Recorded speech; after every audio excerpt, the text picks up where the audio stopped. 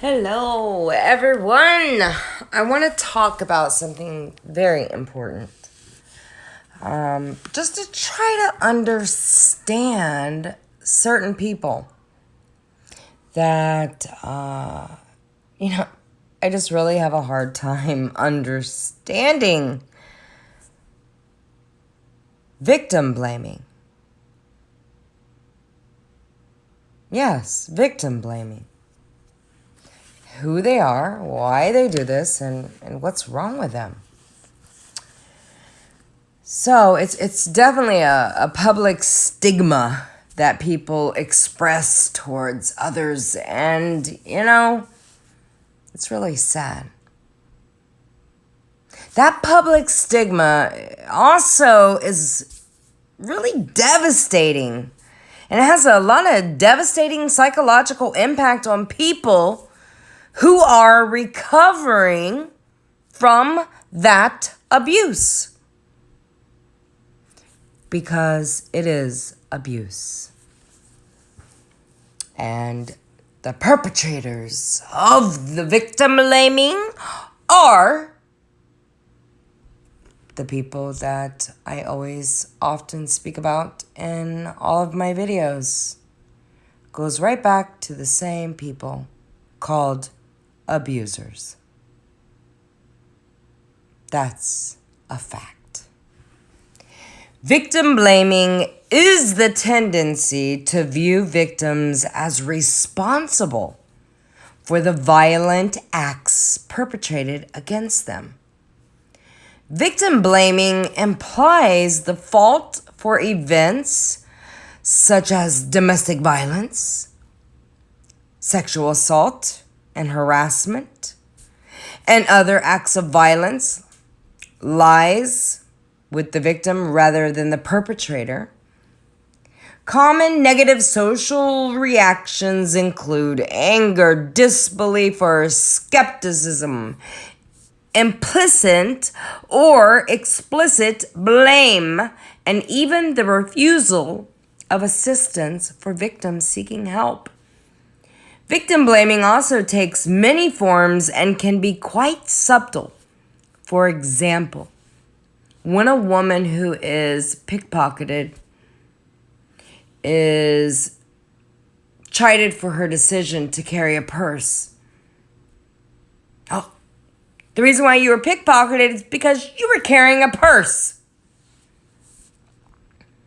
Anytime someone questions what a victim could have done differently, or he or she is participating in the culture of victim blaming. Simply talking about an abuse experience requires significant vulnerability and bravery. Victim blaming severely hampers our ability to best support people who have entrusted us to their story.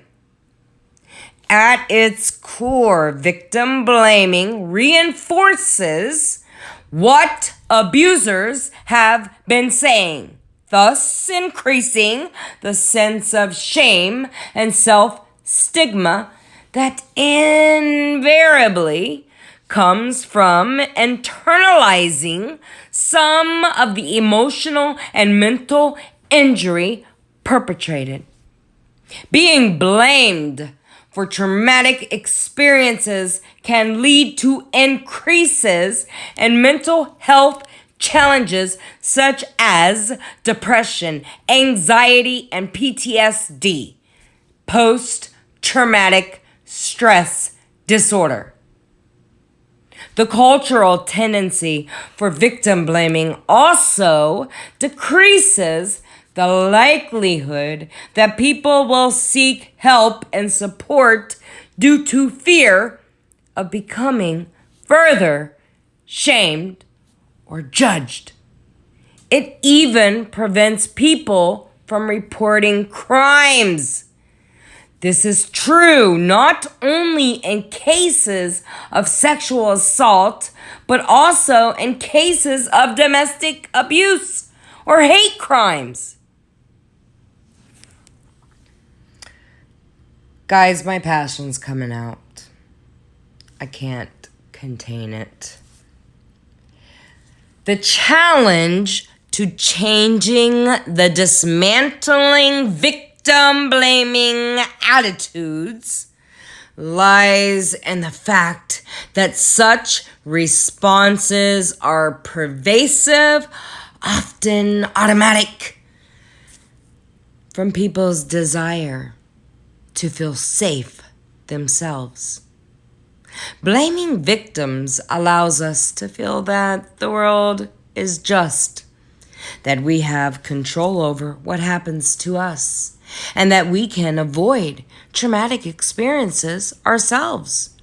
While these attitudes grant us some sense of control over our lives, they also compromise our ability to empathize with others and perpetrate public stigma.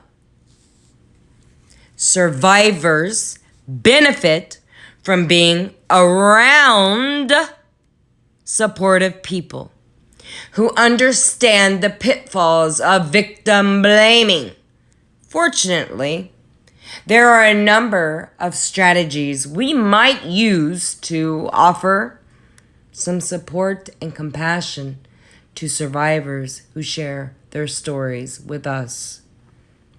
Acknowledge how incredibly difficult it is to share stories of trauma and abuse. Believe people who choose to share their stories with you. Realize that they are trusting you to treat them and their personal life experiences with respect. The first step is awareness. Be aware of the mental trap of believing that the world is just. It is difficult to accept that sometimes bad things happen to good people. Recognize the tendency to rationalize suffering, trauma, and misfortune in this way. Because a lot of people always think and believe, oh, it could never happen to me. I'm sorry, you're sadly mistaken. And that is a sad truth. Survivors sharing their story with us may interpret why questions as forms of blame. Avoid accusing questions. Pointing out how the victim could have acted or responded differently is not useful and can be invalidating. You are invalidating the victim. Offer compassion by listening to what they have to say without offering interpretations of the event. Since many people attribute part of the blame to themselves, reassure survivors that it is not your fault. To my survivors right now, it is not your fault. Language surrounding acts of violence often focus on the victim rather than the perpetrator, which can have the effect of erasing the behavior of the perpetrator. When discussing acts of violence, use active voice to focus attention on the perpetrator. Reframe questions to focus on the perpetrator's actions. What did X do next? ? While these strategies allow us to communicate and offer support to individual survivors, these are also a number of ways we can attempt to challenge the culture of victim blaming on a more systematic level. Challenge victim blaming statements when you hear them. People may not realize their attitude is one that makes it seem as if a victim is at fault. Kindly counter their statements and increase awareness in others by challenging statements that condone, victim blaming, because you should never, ever condone that behavior.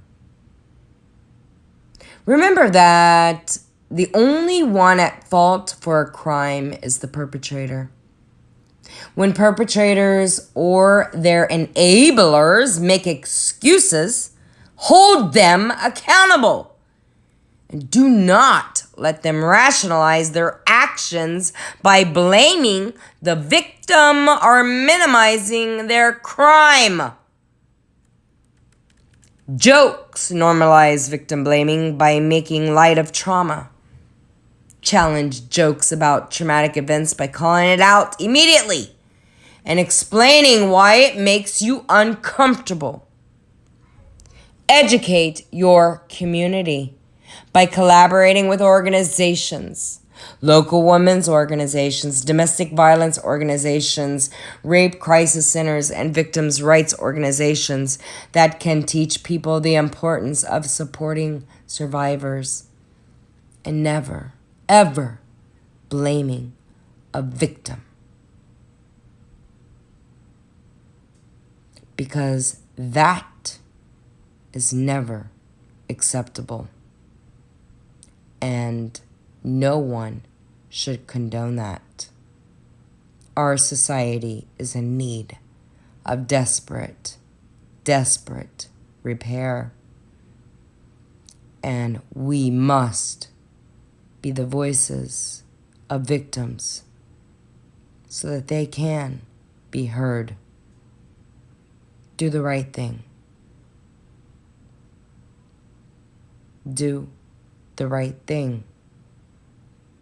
God bless all of you, and God bless your families. Just want to say again, the number one sad fact of victimizers is that you are afraid that this can happen to you. And that is the bottom line. And this is why you blame the victim instead of the perpetrator.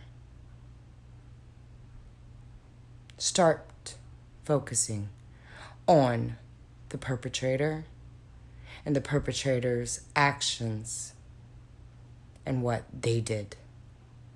Because it is never the victim's fault.